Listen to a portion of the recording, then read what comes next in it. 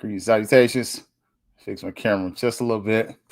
Might get a little more light too. I'm chocolatey, man. Like I ain't one of them brothers that try to hide the fact that I need a little extra light. It's a little too dark. You can't see me. I'm chocolatey like almond joy, baby. You look. You gotta make sure. Uh, look. Big shout out to my crew of guys I went to college with. Cuzzo Jonathan, Hurricane Greg, Doe Dollars, Christopher Lang, and Phlegmatic. It means cool. Martin Brown. We used to play this game called Halo. And one of the games we would play every once in a while, played it with the wife and the kids too. It's called King of the Hill. And when somebody challenged your hill and they failed, the guy would say, "Hill kept." Well, FAMU's been to Alabama State, about 2, 3, 4 times now. Hadn't lost yet. So I guess if we were gonna, use the old gaming reference, Hill kept. It's good to win. It's even better when you can do it in a little bit of style, right? Y'all already know what it's about to be. Think so. Yeah, baby, you know what time it is. Now let's get it started. Are you kidding me? Unreal! While our HBCUs are mostly known for academic rigor, community, they also know how to turn up. Does he have it? Yes, he does!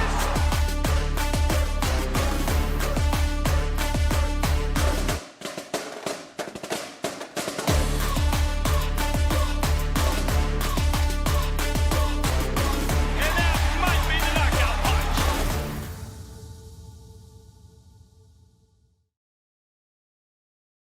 Greetings and salutations. Hey man, look, we had to kind of run with the punt, man. I was not gonna let that slide, man. Maybe goes up to Alabama A&M, and we continue to make it known it's our hill now. It's okay. You can keep putting all the maroon and white all of that you want, but it's our hill. And, just for the record, ADJD, give Earl back his darn hill. It's Sunday, so I ain't gonna cuss, and I might actually see you at church. So we'll talk about that a little bit, man. Look, I know some of y'all feel some type of way about that. I'm not overly surprised, but look, let them know, Steve. The good news is that we won. That is absolutely true. What's up, Marvin? Great Sunday. Look, if y'all are so inclined, y'all know it's the pettiest week of the year.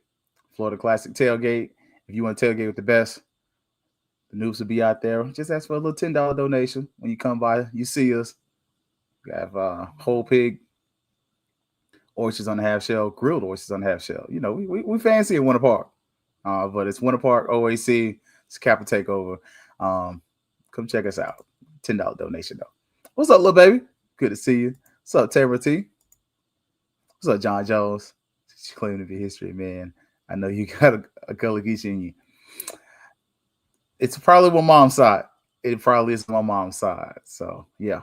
But if so, I will say I have a lot of traits. So top of the evening. What's up, DQ? Hey man. 3-0 in the swag. Our Huntsville Hill. I'm just saying. King of the Hill. It's ours, man. While you still Orlando. You and me both. I ain't gonna lie to y'all. I've not been to Disney since I moved down here. Universal a few times, but yeah. What's up, Kel? And Hitman, look, our doghouse now. Just say it, good times on the hill, man. We're able to get a dub. If y'all are so inclined, though, we always definitely are going to ask you to continue to support the Rattler Boosters, team on the team. You can do $100. You can do $750, whatever you want. Come join Rattler Boosters in their efforts to grow, man. So do a little something over there.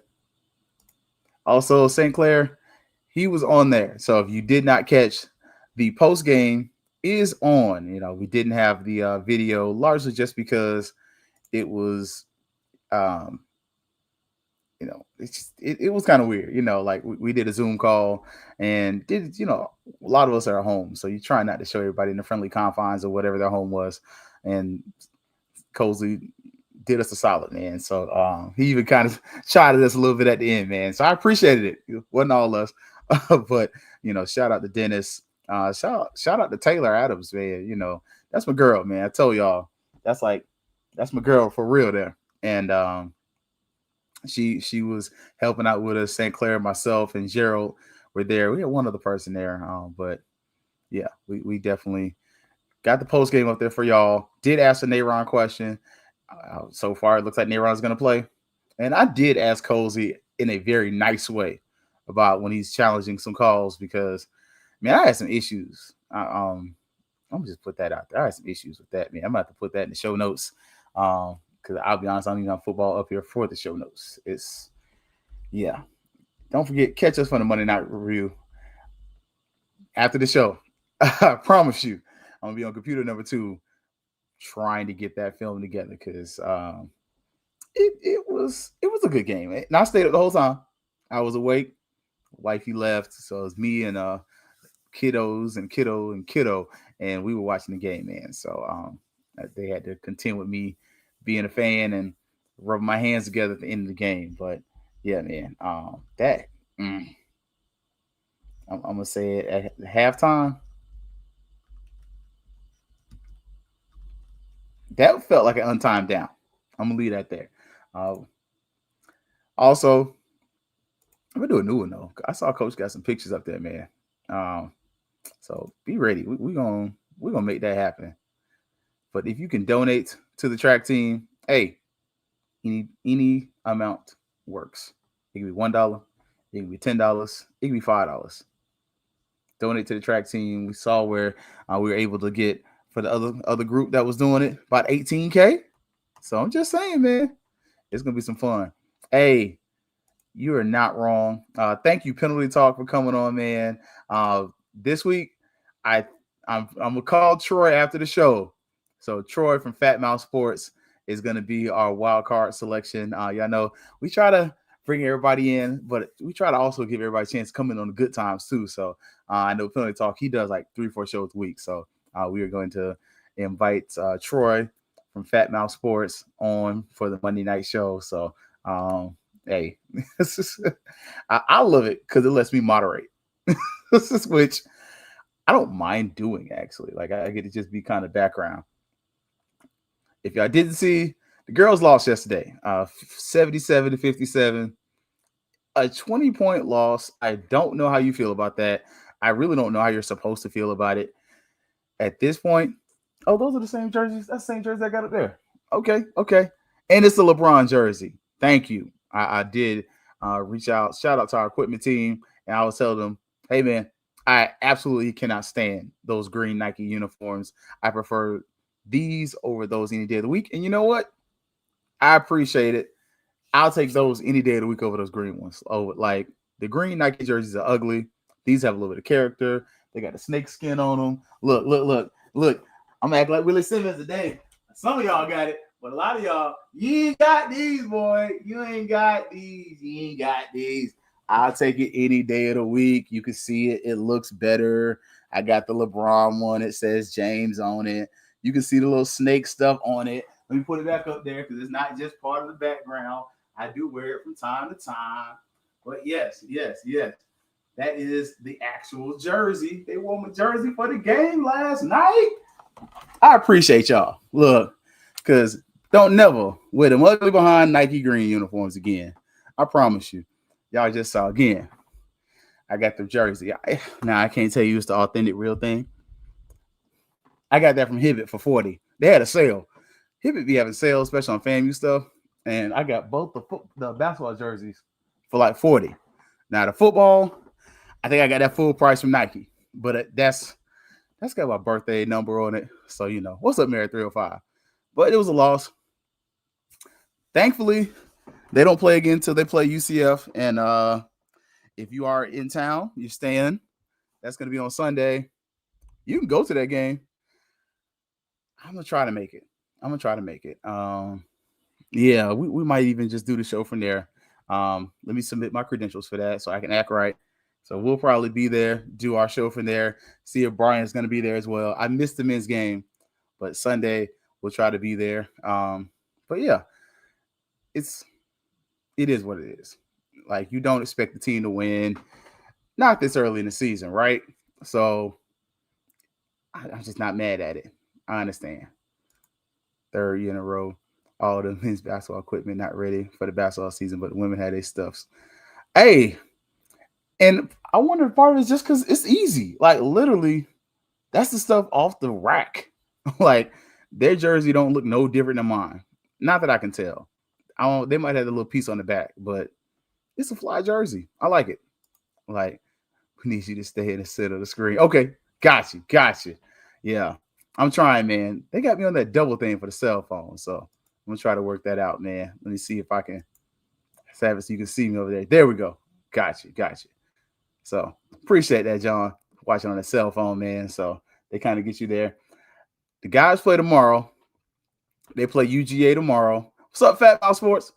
Make sure you know Monday we're gonna reach out to see if Troy can come on. If Troy can come on, Troy will be on our Monday broadcast with our Brady Bunch crew, and get them in there. So let me know, confirm if you can be there 7:00 on the Fangs Up YouTube page, also the OSG Strike Zone page.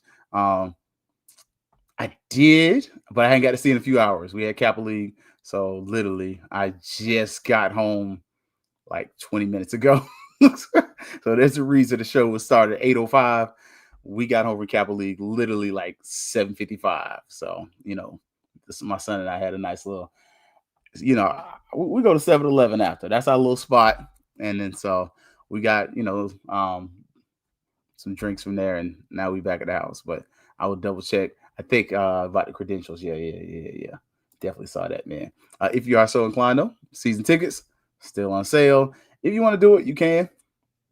I'm not begrudging anybody who doesn't want to. I definitely completely understand. Got the home schedule for the men's. Also, got a new AD, man. So, we're going to talk about that. Volleyball finished with a win, though. That's great. They finished Mississippi with some dubs. That was very important. So, I'm happy for that. Like, that was a good way to finish. It's a losing season overall, but it's a great way to finish, largely because FAMU's hosting the SWAC tournament. So, if you're not coming down for the Classic, come on down and stay down for that SWAC tournament in Tallahassee. So, if you're not coming to Orlando, as y'all folks like to say, stay in Tallahassee and go support the girls. For the football game, y'all know, look, we're going to give y'all a great breakdown tomorrow. Again, make sure I'm going to send everybody the film probably late tonight, so don't get mad, because I didn't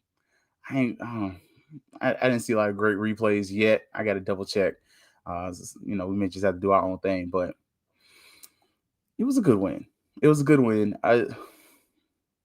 I think just watching it, I think it was good for the fact we won, more so than you're watching it thinking that FAMU was dominant. I think just watching the game, first thing that stuck out to me, there was a talent difference. Like, FAMU was a better football team, talent-wise. I did feel like some of the things we did during the game left some things to be desired, right? Especially just going in that first half, right?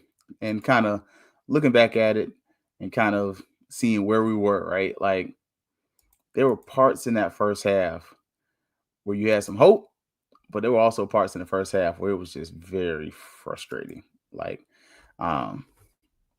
just for me, it wasn't a game that I was in love with.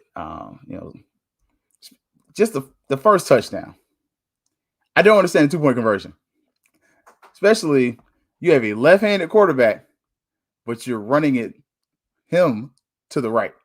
That didn't make sense to me. That the math didn't math, because all of a sudden you made him into a one-dimensional player. Now, granted, they may not have scouted it up that high, but if he's a left-handed quarterback, which Tyler Jefferson is, why is he running to the right?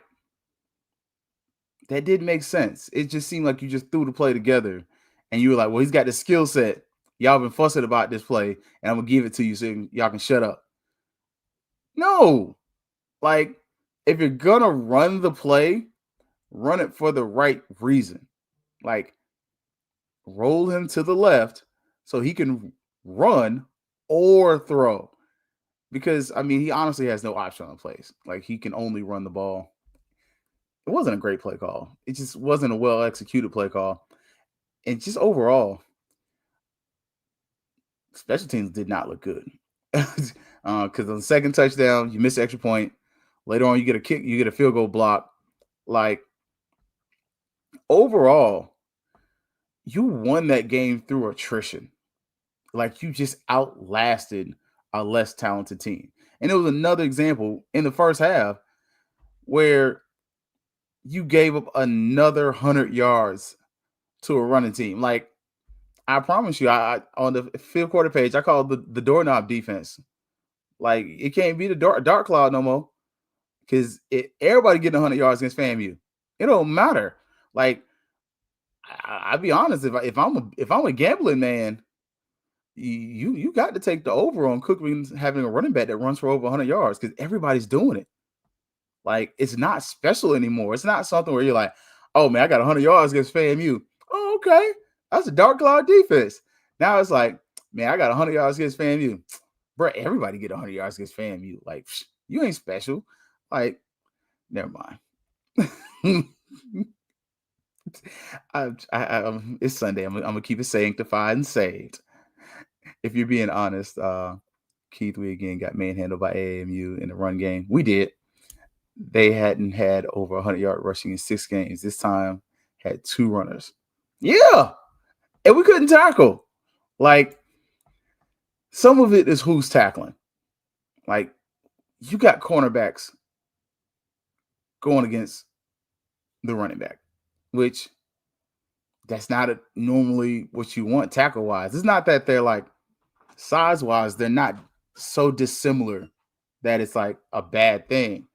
The thing is, though, it's more so of a issue where in that running backs tend to be bigger, stockier guys, and they're harder to tackle just because of their body frame and how they're normally built, whereas cornerbacks are built more like receivers. So no wonder they're getting mushed and they're missing tackles. And I still question at times if we were putting the players in the best positions to succeed. I did see more true 4-down line formation in this game. Like, I didn't see the whole game where it was 3-down linemen, 3-down linemen, 3-down linemen, which for me is very frustrating as a fan, right? But when you're kind of watching the game, like, and you're looking in general, man, that first half, you're down 13-12. Some of that was suspect coaching. Some of that was also bull. Like, I had a question, and I'll say this. Just from going to being on the field, most times when you're looking at the camera, especially for HBCU Go games in particular, they get a little camera, literally, that's just pointed at the clock. So they're just showing you whatever's on the field and projecting it onto the TV in like a little separate little box. I hate to kind of break the third wall there. Go back and watch right before halftime. Alabama A&M gets 2 plays.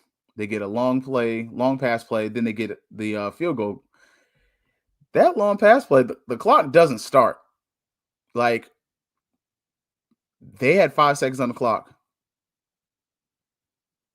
That clock didn't start. It just, from my personal opinion, it could have been something where the clocks just weren't synced up, but that looked like a free down, and that 3 points mattered. Those other 3 points, or those 5 points that you left on the board, they added up to, because you should have had 31 instead of 28. Like, it just going into halftime, I was upset largely because of that play call, those two play calls. I didn't understand the Tyler Jefferson play call. I thought it was a horrible call. I like the gumption. Like, I like the fact that Colsey's got some gumption. You got some gusto about yourself. I don't like the timing. I would have much rather, and I don't know if there's an issue with the kicker. I didn't think to ask that question. But was there an issue with the kicker kind of going into the game that caused you to go for the field goal early? Because now you are at a place where you miss those 2 extra points. And you miss those 2 points later on, and to a point where even if you had got those 3 points, if Alabama A&M would have scored a touchdown, you would have lost. Like, even if you had made the missed field goal, you're talking about 29-23. Alabama State scores a touchdown. That's 6 plus a field goal. I mean, the extra point. You lose by 1 point. Again, that's where I go back and say I don't like the coaching decision. I do like the gusto, the cojones of saying, nah, we're going to go for it. I like that. You got cojones. I don't like the timing, though. Like, I don't think that was smart, right? I don't think that was the way you do that. So, but then the second half, I was concerned. I ain't gonna lie. I was on the edge of my seat the entire time because of the run game. Like, this is another example where FAMU's run defense was terrible. I mean, just horrible. Like, we gave up 200 yards rushing, and we still didn't hit 100. Like, you just won because you're the better team. Just talent-wise. It wasn't even better coaching. It wasn't better this, that, and the third. You're just out-talenting people right now. Like, just saying. I don't disagree with that. I think he was throwing Jefferson a bone to stay engaged. I don't disagree with that. What's up, Gail? I think it's a little too late, though, right? Like, if you want to do that, give him something in the offense to where he's on the goal line doing that kind of stuff. Within the day of the tush push, why can't he be your guy that has that gadget play that, okay, normally he does this, but he might pull up and throw it over the top. Again, it sets up. An offense should set itself up, and we'll talk more about that tomorrow on the review show. But it just didn't make a lot of sense to me. Then the second half, like I said, RJ made some passes. He's still missing reads, so I ain't gonna lie. That touchdown run he had, even Colsey was like, yeah, he missed a read. Like, he's still missing reads. You definitely ran the play that we showed last week where RJ threw the interception. You ran that same play call. We scored this week on it. I believe we scored on it this week. But he nails it. So there's some growth there. But my biggest issue with that was in general, right? You're going through a lot of attrition. And again, you don't need to. Like, this team is on the verge of 6-6 or 6-5. You have to win the Florida Classic to have a winning season. It's crazy, man. Like, I don't think you should be there. Honestly, I had one more game winning, so I'm not gonna like throw stuff over one game. It's the ways you lost those 3 at home, though. Frustrating. We are only beating teams who win-loss records is sub 500. Our defense against the run has been bad for 2 years. The question is, will the new AD, I guess, let the coach go, especially if we lose to BCU? I mean, he don't work there anymore. I mean, he don't work there yet. So I put there for a group of friends like J5. Noop's first day is on J5. He can't fire anybody right now. He don't work for FAMU yet. He don't start till January 5th. Any firings are on Michael Smith, essentially. So the question isn't is Davis gonna fire him? Is Michael Smith gonna fire him? And like I said, I don't know what the classic holds. Cookman's offense is eating, especially against bad teams, but they've done some against a couple good teams too. Like they had Jackson on the ropes for a while. Like honestly, until that fumble, Cookman's in that game and could have won it if you're being honest, right? Uh, I don't think that if you're really looking at that team from what we saw the past couple weeks, I don't like your chances. If you can't stop the run, they have a mobile quarterback. Everything Cookman does well bodes, bodes against you. Like it's very, if you're a fan that's so heavy into the rivalry that, you live and die with it, this is not a game you're comfortable going into, largely because you see what Cookman's been able to do, and you also know what we have done. And when you're looking at it, ain't a lot. Like, ain't a lot that's great. So, does the AD fire Cozy? I mean, I don't know. I mean, that's a month before National Signing Day. So, you all of a sudden would have to have a new coach come in and re-recruit all the talent. Like I said a few weeks ago, the path is there.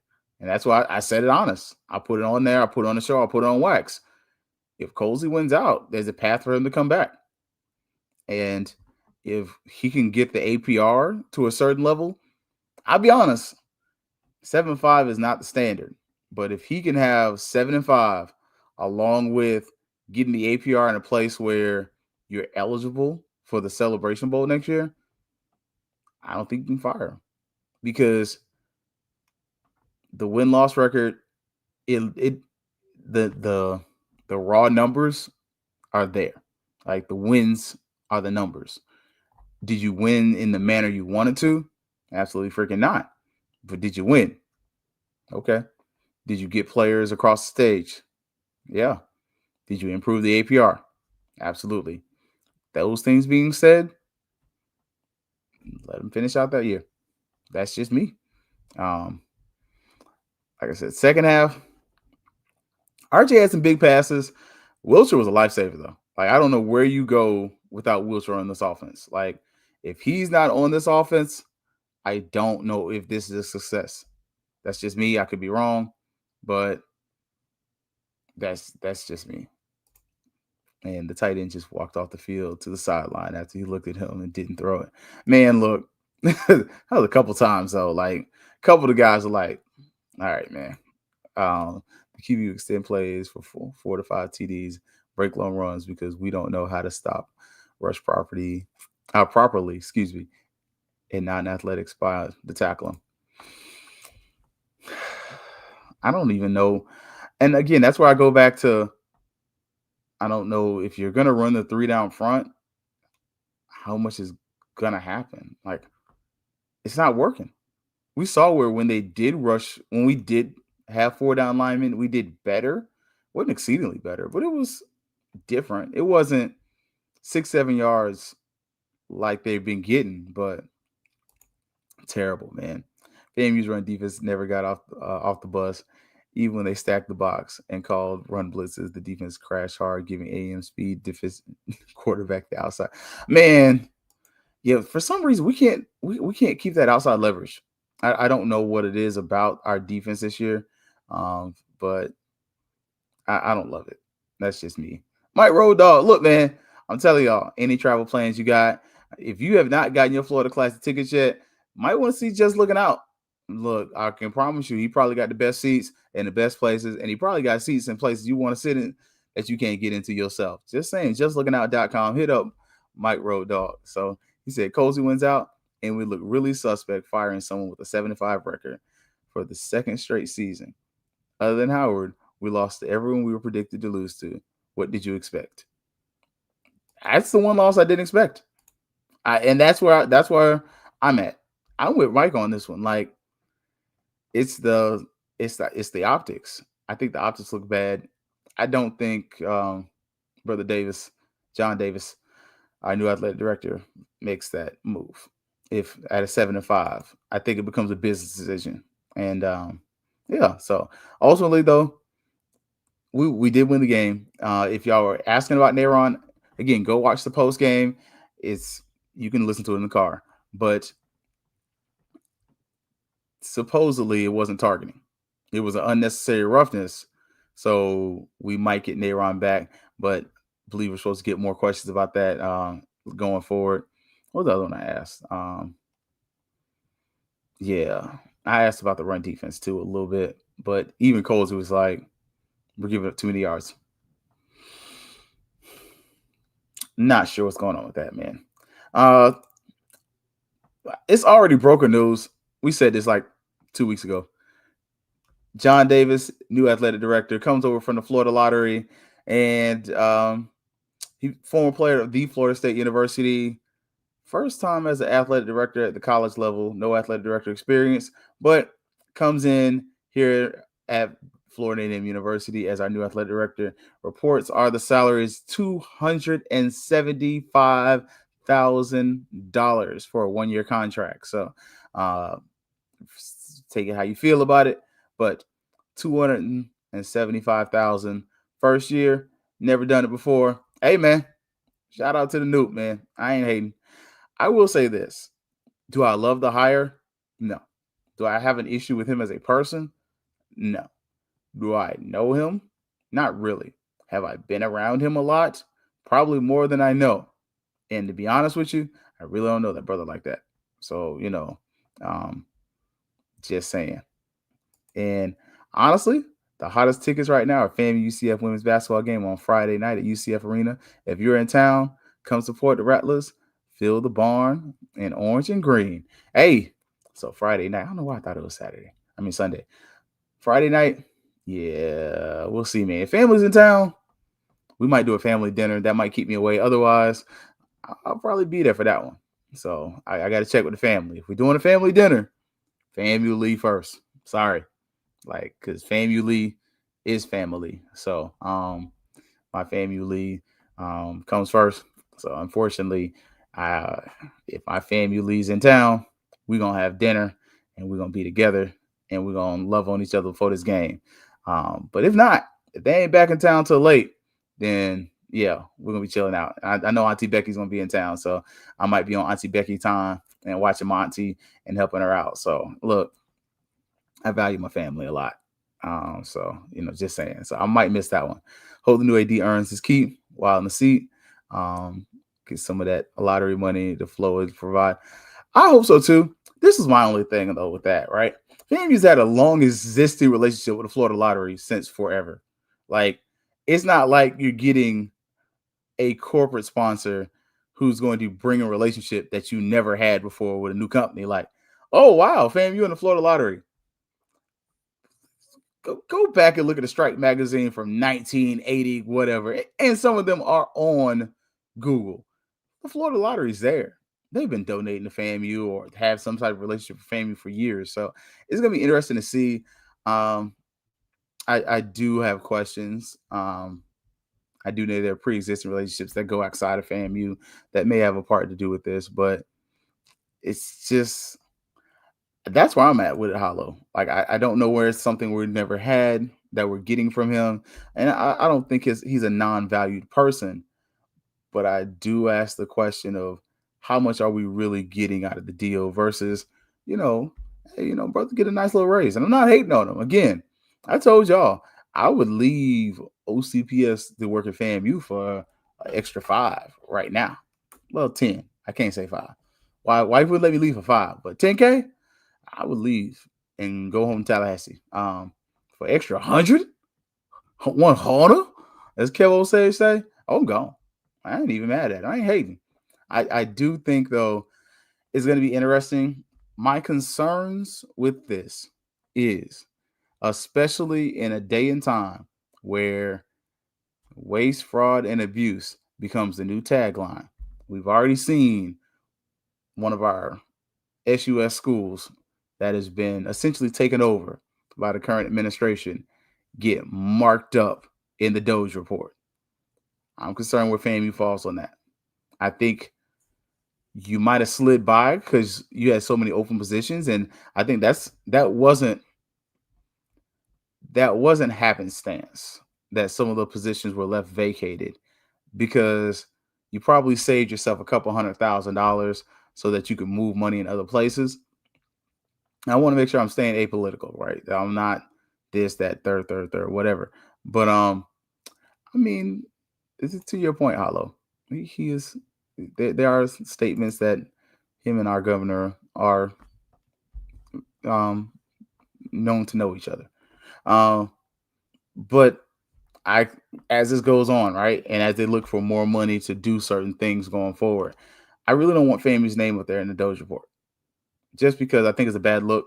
I think it's a bad look in general, because all of a sudden you're getting that attention, and I think that attention increases tenfold because you are the HBCU in the state of Florida, like the public HBCU, and you don't have those alumni that have that affinity to really want to protect your school, whereas UF has those alumni, UCF have those alumni, USF are going to have the alumni that are going to be like more diversified and willing to say, hey, this isn't an issue within this community. Whereas I feel like if it's something that happens with FAMU, it's going to get targeted as an issue within our community. And you take our community for what you want it to be.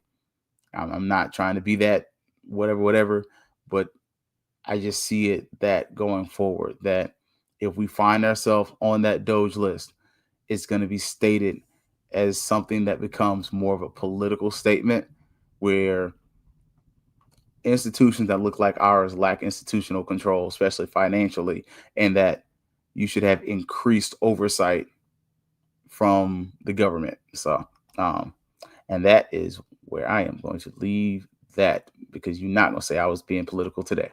Now, let's make sure, SWAC championship. Somebody asked me to kind of explain it, and I was like, I was tired. So one of the things when I'm tired, I just don't have energy for it. So they were like, explain, why the East isn't over.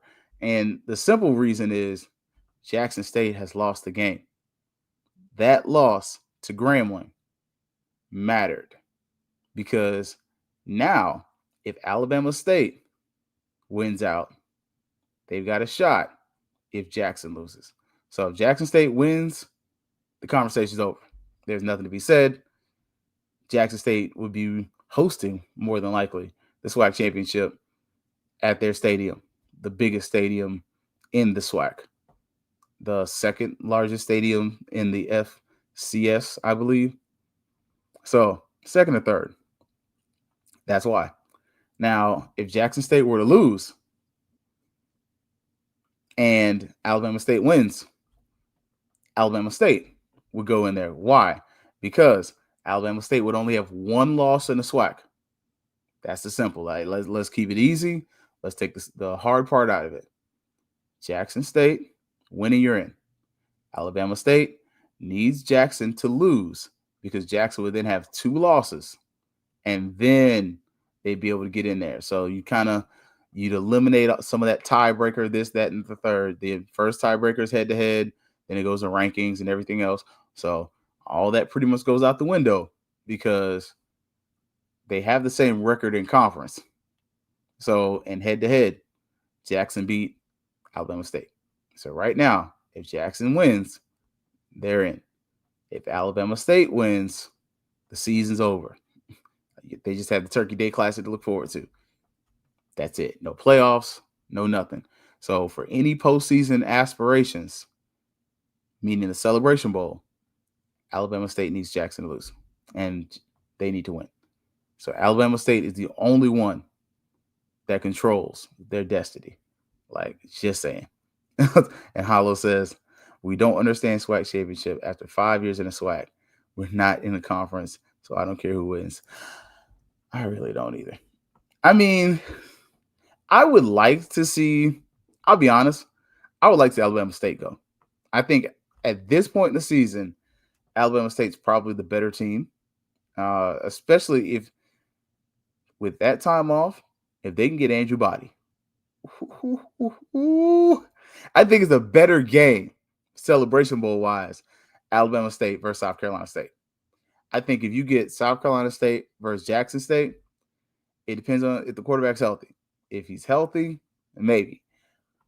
But at the current status, I think South Carolina State would probably beat Jackson. And that's not me being like a hater, like, oh, you just don't like Jackson. I don't care. Like, I don't care about them like that. I don't go to sleep thinking about Jackson State. I go to sleep when it's sports wise, it's FAMU. It's the Cowboys, it's the Bucks, Miami Heat, Florida Panthers. You know, if you're not a team I care about, then I don't care about you. Like I had to shut a troll down after we lost. He was trying to talk trash, and I was like, dude, don't do that. I'm not a trash talker. Like, but I will say, Petty Week. Ooh, I'm ready for it, man. JSU has to sweep the East. Show how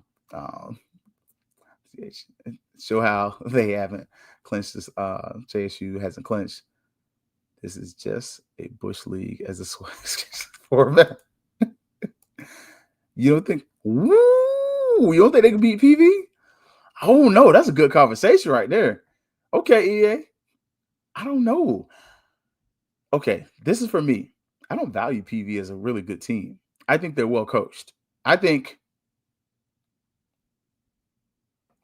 PV is quickly becoming one of the places where good coaches go to but get frustrated. Like, the problem with PV is support in the stands. You're not going to get it. Even at a stadium that seats 10,000, you're not getting it. Like, remember when he did all that, where's my line? Where's my line? Where's my line? I think the attendance for that game was 3,000 for like 3,000 to 5,000 for homecoming. Like, that's ridiculous. Like, he gonna get sick of that. And I'm just saying, if PV wins the SWAC championship, Coach Jackson should earn SWAC Coach of the Year. Maybe Fieldy. I think he should be the best. I mean, I'm sorry. I think regardless, he should be the SWAC Coach of the Year. I mean, it's either him or Eddie Robinson. I can't give it to TC 2 years in a row, right? And it's not because, oh, you don't like TC. Again, I don't care. Like, I don't have any feelings about TC Taylor as a coach. I think he's a better, I'll say that. I think he's a better coach than Dion. I'll say that. Like, just look at the product on the field. He's had less talent and done more. I don't even think that's an argument. Like, I think TC is proven he's a better coach than Prime was. And I would argue, and I'll let you argue that fight all day. Like, just saying. Was Bubba ever the SWAC Coach of the Year? That's a great question. I don't know. That's outside of FAMU. I don't know. And then wasn't part of the problem though. You got a good one on that one. I think Prime won it twice. Didn't Willie get it? That's about as far back as I go off the top of my memory. Like, yeah, that's a good question though. Did basketball play this weekend? The ladies do. The men play tomorrow. FAMU men play at UGA tomorrow. That's gonna be on the SWAC network. So if you do want to watch, you can watch with your 4-letter plus network, and it will be on their app. So they don't support this show. I watch their stuff. I'm not gonna advertise for it. So sorry. I did get asked, Florida Golf Classic, to mention it. They are having that still going on. If you do want to participate in that golf tournament, you can scan the QR code. There we go. So, and you can still register from what I'm told. If you want to play golf, support a good cause, supports the Orlando Rattlers, go do that. So I did get asked to mention that. I'm definitely not going to remember to do it tomorrow. It's too much going on during our show. So yeah, man, those losses Bubba had to Coach Willie, yeah, you're not lying there. It doesn't matter. PV was winning. People acting like just learned how to win. It's crazy. Man, PV, I've said this. PV in the past like half decade, who's better? Like this is their third or fourth trip to the Celebration Bowl in the last like half decade. Like that's crazy. Now, I mean, are they the Buffalo Bills of the SWAC? Yes. You are the Buffalo Bills of the SWAC. I hate to say that. Well, not really. I don't care. You're the Buffalo Bills of the SWAC. It's okay. Hey, look, everybody needs the Buffalo Bills. You are the Buffalo Bills of the SWAC. Congratulations. And SWAC championships, not Celebration Bowls. Exactly.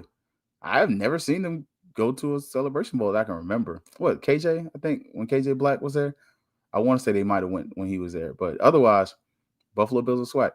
Okay, Houston Oilers. Houston Oilers. There you go. There you go. So for those who want to be technical, they're the Houston Oilers, not the Bills. So yeah, man. Like I just kind of looking though. That team's had a lot of fun. That's been interesting. They got more national championships than that. Them the people. Hey.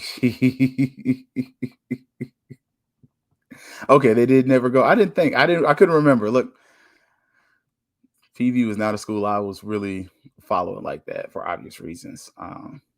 Yeah. I think just as the season finishes though, man, it's gonna be interesting to see. I do understand why certain schools in the SWAC have their traditions, but I think going forward, if you are the SWAC commissioner, you got to start reconsidering how some of these traditions affect the bottom line, right?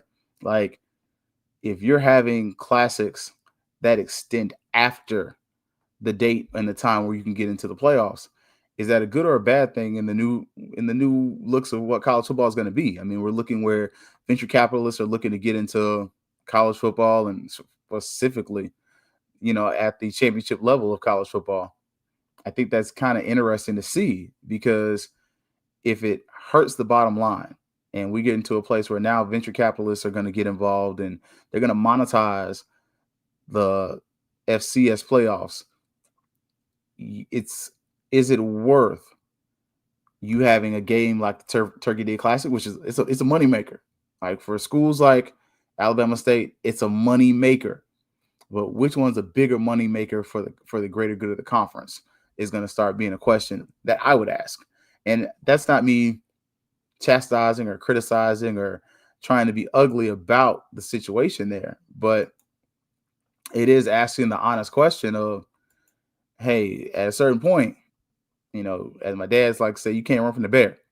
Like you got to deal with the financial situation, the financial constraints of being what you are. And if we're going to consistently say that these programs are low resource institutions, then you got to find a way to increase the revenue. And so that's the thing. And exactly that it will take a lot of money to change that date of the Bayou and a whole lot. Yeah. And that's why I said I asked the question. That wasn't y'all need to move them dates. Like, that's a question. Like, because look right there. It says Bama State, because the Turkey Day Classic will go home with the participation trophy. And the crazy part is, let's call a spade a spade. If Alabama State were to go to the playoffs, they'd make it interesting. I'm not gonna say they win. Like I'm not gonna sit up here and get that puff pass and blow smoke up your butt. But what I will say is that's the type of team that I would like to see in the playoffs. The same way that when FAMU plays Southeast Louisiana, it was a team that could have done more, right? I think, especially with Andrew Body being who he is, the dynamic player he is, he changed the game. And I think the crazier part is this could actually benefit Alabama State because one more game and Andrew Body puts on film what we've been putting on film, or what he's been putting on film, or what we've seen on film. Yesterday's price is not today's price. That guy is going to get offered $1 million in NIL money at the least. This conversation has come up a million times. Nobody not changing. No need to have the conversation. Hey, I didn't say I was having it, but I'm just saying, and it's worth entertaining. And again, it might benefit Alabama State because we all saying what Andrew Body is, but let's call a spade a spade. If he goes out there and has a Herculean game against an FCS power that's kind of known for doing some stuff, just like he did UAB, you'd be a fool to think a school like South Carolina, UF, hell, Florida State wouldn't back up the truck. Houston, like, I'm saying, look, because Castellanos looks, man, that kid's cooked. I'll say that in the season, though. All right. You telling me, would you take Castellanos or Andrew Body if you're an FSU fan? I call it spade a spade. I'm taking Andrew Body. He throws a better football. The only weird thing about him is his throwing motion. But when you're talking about Andrew Body is the closest thing to Jordan Travis that you will see out there and that you're probably going to see in the transfer portal. And he probably has a better throwing motion than Jordan Travis. Like, I said it. I don't care. I've said that a lot today. But it's the truth. Jordan Travis didn't have a beautiful throwing motion. He was really tough. I think that's the biggest downfall for Andrew Body is toughness. But Tallahassee is having a tough season. But I'm just saying, like, leave my nose alone, hollow, going through something, going through a lot. And unfortunately, it's about to get worse in the next couple hours if the street committee's right. Because have they announced Lane Kiffin's officially going to the Gators yet, or is it just rumors still? Because I saw it this morning, well, a couple hours ago. Then I saw Paul Feinbaum piggyback on it. So now that he's piggybacked on it, it's probably got some merit because, somebody didn't put it in his lap. Because God forbid Lane Kiffin gets to UF. He's like Steve Spurrier Jr. Like, I'm sorry. Like, I don't even like the Gators. I can't stand them. If you know, I can't stand the state flagship. The only time I root for the Gators is when they play Miami. And that's because I don't root for private schools. I don't root for any private school in the state of Florida. Unless I'm working for you, I ain't cheering for you. And once that contract is done, I'm back to hating. I don't cheer for no private schools in the state of Florida. It could be BCU. I rock with Edward Waters and Flomo. Cookman, if they're not playing us and it's basketball, they in the NCAA tournament, then I'm gonna pull for them for a second. Maybe even sometimes baseball, unless they play in Florida State. But I don't cheer for private schools in the state of Florida. Not at all. No, especially that one in Miami, Coral Gables. Sorry. Yeah, they're frauds anyway. University of Miami, but you on Coral Gables. Anyways, so I hate Steve so much. Now I gotta hate Monte's kid. Hey, Coral Gables HOA. Man, look, it's a pretty campus. It's smaller than FAMU. If you've gone the you'd be like, this is it. But it's a beautiful campus. But I kind of put a bow on that, man. I think everybody just made himself a lot of money this year. And I think the biggest thing that made him a lot of money was that game where, honestly, I think they let UAB win.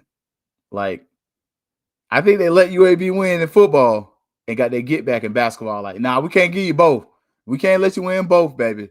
You can't do both of them. And I think in that game alone, Andrew Body made himself some money. And I think that goes further to the point of kind of the what ifs. Like, we all know that there was a point where he was allegedly interested in coming to FAMU, and FAMU people were very interested in him coming here. That fell through. And probably for his betterment when you're looking at what we got right now. But that would have been interesting. And I think as we kind of get to that close of the season, right? We're starting to see where the recruiting is starting to stick, right? I think you're going to end up keeping Colsey. If he wins out, and that's the key word, if, I think you do keep him, largely because you're going to have to do a little bit of something in recruiting. I would be very surprised if the class wasn't very transfer heavy, just because I'm going to say it like this. I wouldn't be surprised, largely because your APR is, from what I'm hearing, that you might be okay. But a lot of that is based on the fact that you brought in a lot of transfers. So you can take some chances with high school kids. But the problem with that is it's going to be that contract year. And parents want stability just like students do. Are you going to send your kid there? There going to be a lot of opportunities, though. So just saying, the portal, the contract, the stakeholders will all lead to him staying. Yeah. I think that's the big thing on it. He will be in a win now mode. That's what I'm saying. I honestly, I got to see the schedule for next year.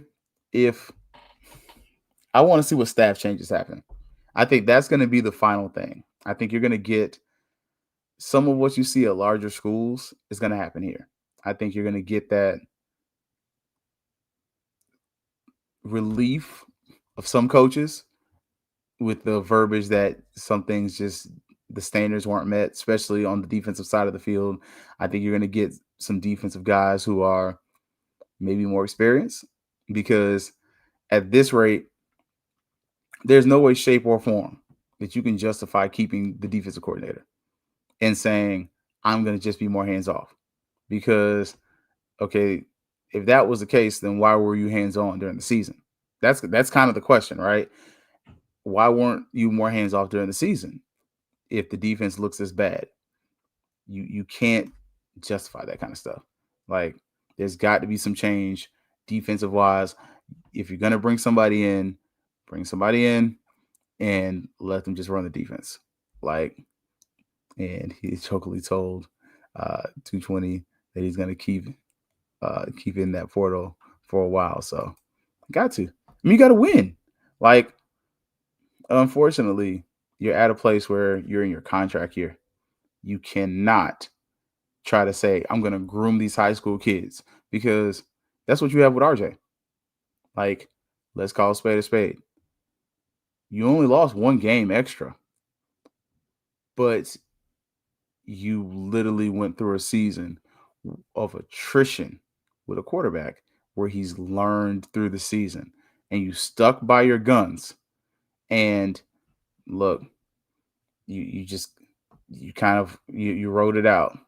You went through it, you did it, you made it through, and next year you're going to have to sell us growth. You're going to have to sell us growth at the quarterback position. You're going to sell us the recruits that you were able to get.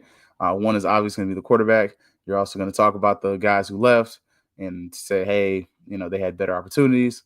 Just saying, at a certain place, when you're looking at this, you can't do the same thing you did this year and say, well, I'm still calling the defense. Why? That would be an athletic director conversation. Hey, I'm not firing you. It's your last year of your contract. It don't make business sense. We're trying to stay under the radar here, but you cannot call the defense. I look, and it would be we both FSU grad situation. We both played under the same coach. We did some great things, but as athletic director, I cannot let you call plays. Who do you need? We can bring somebody in, bring in an OG, somebody that got fired from some staff, and make it pretty clear, hey, it's a one-year deal. You do what you can, but get the best guy you can get on a one-year deal, because it's honestly, next season is going to be Celebration Bowl or go home. And the unfortunate truth is, Quinn Gray just won the SIAC. The coach Johnson C. Smith just won the CIAA. These are two coaches who are doing more with less. And one has completely flipped the program in the case of Johnson C. Smith, where they were an abject disaster. And he came in there and rebuilt that program. And from Quinn, he inherited a program that it kind of fell off, and then had 2 mid seasons, and then he wins the championship. So, and he's a FAMU alumni. So you got that pressure on your back, which as an athletic director, again, you're only there for a year. Like, I don't know how much he cares. I mean, I'm sorry. If I'm him, I'm going to do the best job I can. But you pay me $275,000 to stay for 1 year. Whatever I can't get done in this year, that's that man's problems. Like, not to be like fabulous, but that's that man's problems. I did what I could for a year. Y'all better figure it out. Like, that's it. Like, I do want to give our new AD this, though. That's my brother in frat, brother in Christ. We go to the same church. Learn from Keller Winslow. Learn from Tiffany Don Sykes. FAMU is not a place that you can come to with a vendetta. And you cannot come to FAMU with the mindset that you're going to prove us wrong. That doesn't work. You have to get buy-in. And you're already behind the 8 ball, largely because of how you got there, who's the school leader, your affiliations with other groups and other entities. You're far behind the 8 ball. And you don't want to get farther behind the 8 ball because you're coming off like you're preaching to us. Come in there with open mind. Come in there with the mindset that I'm going to do my best to fix this. But don't come in there wagging your finger and tell us everything is wrong. Because guess what? We've been at FAMU this long. We know. Why is he under a 1-year deal? I believe so that he could get fast-tracked through the process. I don't have like the actual data in front of me, but I believe, and I could be wrong, and this is, again, this is soft information. I believe also he could just go ahead and get passed through by the president. So I want to say, and I could be wrong, so that's why I'm not speaking with complete authority on this one, but I believe the 1-year deal was for the purpose of getting him into the seat so that he could kind of go ahead and do the job and move on. So I don't think it's a 5-year job for him. I think after this, he goes and transition to some other thing within the state. But yeah. Why would it be more? Because the athletic director. Why would you hire an athletic director for 1 year? Like,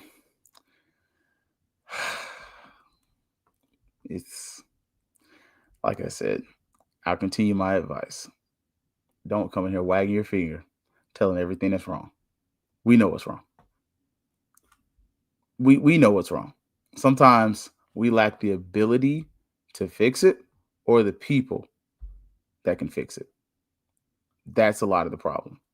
But yeah, I got to talk now about what? Look, go check the state laws about hiring people. Like with the state of Florida, I think if he gets like a 2 or 3 year deal, things got to go through like extra stuff to where if he gets that 1-year deal, the university president can rubber stamp it in. He can start on J5 on the day that the best fraternity on this side of heaven was founded. It's a Monday. Starts Monday, January 5th, 2026. Until then, he's just coming to the games, smiling and waving, boys. Smiling and waving. But I think that 1-year deal is just so he can get passed through. And I believe it came with a significant pay raise from what was being offered at the Florida Lottery. So, so far, the people who have worked under him at the Florida Lottery have sang his praises. So I will give him that. But yeah, and the people I know who spoke of him speak highly of him as an individual. But again, coming to FAMU with an open mind, coming to FAMU, use these next 2 months while you do whatever you're doing, figuring out some of the problems and coming with solutions. Because if you can fix the problem, you can keep it pushing. That's what I've heard. I don't know if it's true or not. That is reckless speculation, but I've heard that same thing. I fully anticipate that Angela Suggs is going to be the hand behind the hand much as she probably has been most of the season. And she will reassume her position as athletic director once things clear up and once everything is kind of clear. And I think it's, it's just a way to where Mr. Davis can kind of, come through, get some experience, and go on to bigger and better things. And I think the issue that's going to kill him with future aspirations is the location. Like, we all know Florida State is not happy with their athletic director. I'm hoping he doesn't think that this is going to get parlayed into that job, because nah, bruh. they did that one time. I don't think Florida State gonna do that no more. I don't see not another black man as an athletic director in my lifetime. They did it once. So yeah. Uncle C said he's contracted for 1 year. He's unqualified. He doesn't have to go before the board of trustees to get his contract ratified because it's not a multi-year contract. Yeah. That's why I said it was a 1 year deal so that he can get rubber stamped by the president. And as I stated before, sometimes what the old folks used to say about digging ditches, when you dig one ditch, you best dig two. I really feel like this Doge stuff is going to come back and we are going to get involved in it, because some of these salaries that are being handed out, I question. And I'm for it. I understand it. I'm a teacher. I understand. Look, I'm looking for every raise I can get. But some of these salaries, when you have someone who's really trying to look through salaries with a fine-tooth comb to find spending so that they can do some of the stuff they're trying to do, I find it very hard for FAMU to just not get linked and dinged. Because as much as they tried to ding Orlando, I don't know if y'all saw, like 2 weeks ago, they were like, yeah, Orlando's good. They're doing good with the money. They had to back off that. It's hard for me to say FAMU won't get caught up in that. When they were talking about, and again, this is not me being political, when they were talking about New College and its low enrollment and the president's salary, and we all know who put the president there. I said this when the Johnson hire was made. You have a president who has the third or fourth highest salary in the state university system at the second or third, probably third, maybe fourth smallest state university. Wait, so you got top four payment, but bottom four enrollment. Bro? Right on, no, Raggy. That's a problem.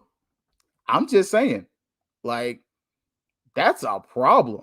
And when you're driving that axe, and we know the axe gets swung different when it's kin folks on the tree. You don't think? Y'all didn't see where they just hit TMH talking about them folks' salaries, saying, hey, y'all overpaying for that. Look, they line item trying to find stuff to do some of this stuff.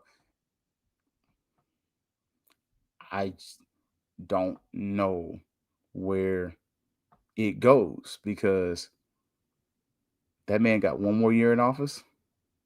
You don't think people will turn on him and talk about wasteful spending? I'm just saying, I could be wrong, but that's just Keith. We like to be honest about it. But yeah, as far as I know, the 1 year deal is because so he can get pushed through. So now mention that push through. Man, last week we pushed it on through 5-0 in the pick'ems. Yesterday, actually, it wasn't no last week. Yesterday, if you picked all my games and if you did a parlay with them, hey man, make a donation to the track team. I ain't telling you to give me no money. if you hit a parlay my last 2 weeks with every game I picked, now I love more on Hard Rock bets, but if you hit a little something with my picks, you got a little gas money in your car. So make a donation to the track team. Look, we're gonna get up out of here so I can get this stuff ready. Look, Troy, I'm gonna call you. I'm not even gonna message you. I'm gonna call you.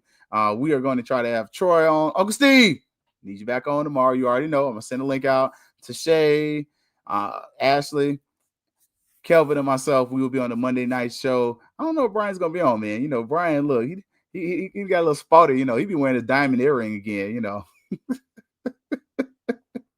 I am messing. I be teasing Brian. You know that's my boy. But Monday, 7 o'clock, right here on the Fangs Up channel. Also going to be on the Black College Sports Networks page, the ONG Strike Zone page. All of us, we're gonna put them on our pages, man. Please like, share, and subscribe, man. Right now, last I saw was at 390s. We need 110. I need 110. Tell your friends, tell your mama, tell your cousin. 110. We need 110. So that we can get to 500, so we can get to that first level of monetization. And we're going to try and be there, man. So look, for everybody, HBCU Digital, the wife, the kids, oh, man, my whole family, mom, everybody. Look, my family coming to town on Thursday. So I'm telling you right now, I might miss the game. I normally go, but if my family in town, I'm going to go to Ford's Garage or wherever we're going. Look, we'll give you this. If you are in town, you're just visiting, go to Winter Garden Village before the football game. Go over there. Don't wait too late, but go over there and go have some fun. Saturday morning, Winter Garden Village. Go from like 9 to like 11, maybe even 12, and go check it out. It's really nice here in Central Florida. Really nice, slow, peaceful thing. They got a nice little, beer spot over there called the Crooked Can. They got a new chicken spot over there. That chicken spot's fire. This little piggy got a barbecue spot in there. Barbecue spot solid. I haven't been there about a year or two, but last time the barbecue solid. I'm telling you, man, it's gonna be some fun times, man. Y'all spoke on Monday Night Review. Got a new moniker from Brian, FAMU Super Friends. Hey, I love it, man. Also, Mike put out there, hey, if you not with the FAMU League like me, come to the game Friday, 7 p.m. It is going to be at UCF. On the east side of town, you can see the Space Shuttle from over there. I will tell you, UCF is a really nice venue. It's not so different from Lawson. I'll tell you that much. Like, if you go in there, I think Lawson looks better. I think they have better restrooms, but as far as an actual venue, I prefer Lawson. You can say I'm biased. I think FAMU's barn, as Michael put it, is better than their barn. But go over there, go check it out. It's normally a good fun time. The ladies need all the support they can get, man. Also, getting the golf tournaments happening. And look, we need you to be there. Wear your orange and green support. And normally, we take our post-game picture. So, if I'm not there, take the post-game picture for me because I'm spending time with my family. So, and I'm going to miss them for Thanksgiving. So I got classics. I got to enjoy them while I got them, man. All right, y'all. We're going to be up out of here. We're going to catch y'all tomorrow, 7 p.m. Y'all already know what's up, what it's always going to be. Thanks, up. Yeah, baby, you know what time it is. Now let's get it started. Are you kidding me? Unreal. While our HBCUs are mostly known for academic rigor, community, they also know how to turn up. Does he have it?